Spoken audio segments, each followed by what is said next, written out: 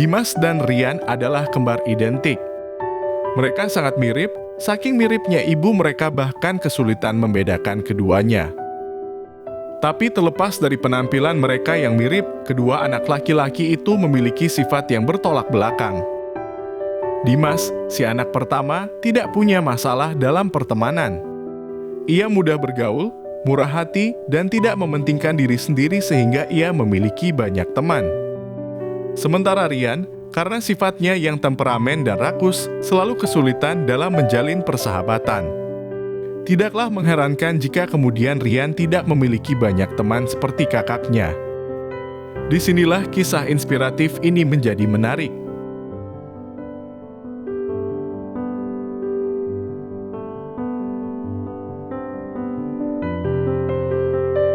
Ketika Dimas dan Rian tumbuh dewasa, ayah mereka berencana untuk membagikan kekayaannya kepada kedua anaknya itu secara merata.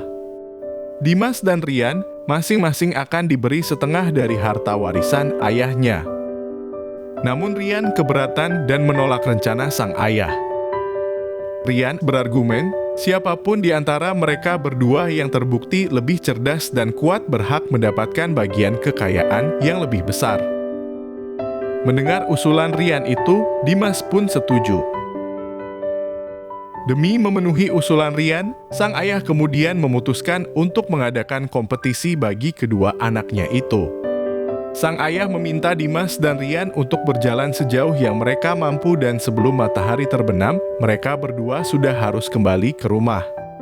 Siapapun di antara Dimas dan Rian yang berjalan paling jauh dan berhasil kembali ke rumah sebelum matahari terbenam, maka ialah yang akan mendapat jatah kekayaan paling banyak.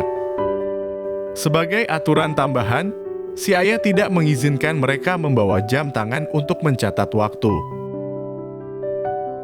Keesokan harinya, Dimas dan Rian berangkat untuk memulai kompetisi, menempuh perjalanan sejauh mereka mampu dan kembali sebelum sang surya tenggelam.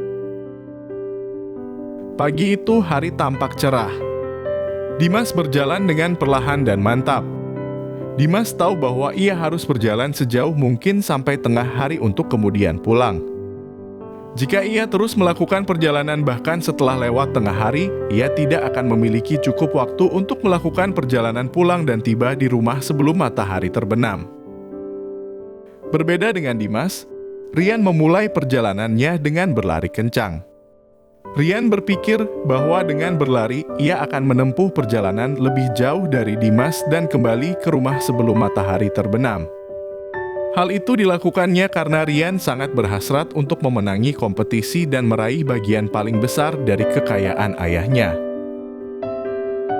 Tepat sebelum matahari terbenam, Dimas sudah tiba di rumah. Sementara Rian terjebak dalam kelelahan setelah berlari menempuh perjalanan yang lebih jauh dari Dimas. Rian menghabiskan waktu 2 kali lebih lama dari Dimas, tetapi kakinya tidak cukup kuat untuk diajak berlari pulang menuju rumah dengan waktu yang tersisa. Kegelapan perlahan menyelimuti jalan. Malangnya, Rian bahkan tidak bisa mencapai setengah perjalanan yang telah ditempuhnya. Dia terus menyeret kakinya yang lelah kembali ke rumah. Terdorong oleh keserakahannya, Rian pun kalah dalam kompetisi itu. Ia harus menerima kenyataan bahwa Dimaslah yang paling berhak mendapat bagian lebih banyak dari warisan ayah mereka.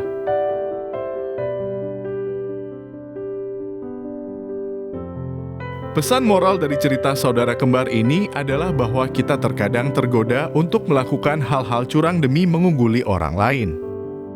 Dalam cerita ini, Rian beranggapan bahwa ia bisa mendapatkan lebih banyak warisan ayahnya dengan cara mengakali saudara kembarnya. Tapi keserakahannya membuat dia terlalu percaya diri hingga melebih-lebihkan kemampuannya. Sementara Dimas berhasil keluar sebagai pemenang dengan menyadari kemampuan dirinya dan dengan cerdas menganalisa keadaan. Terima kasih sudah meluangkan waktu untuk menonton dan menyimak video ini. Mudah-mudahan bisa menghibur sekaligus menginspirasi. Sampai jumpa di lain kesempatan. Wassalamualaikum warahmatullahi wabarakatuh.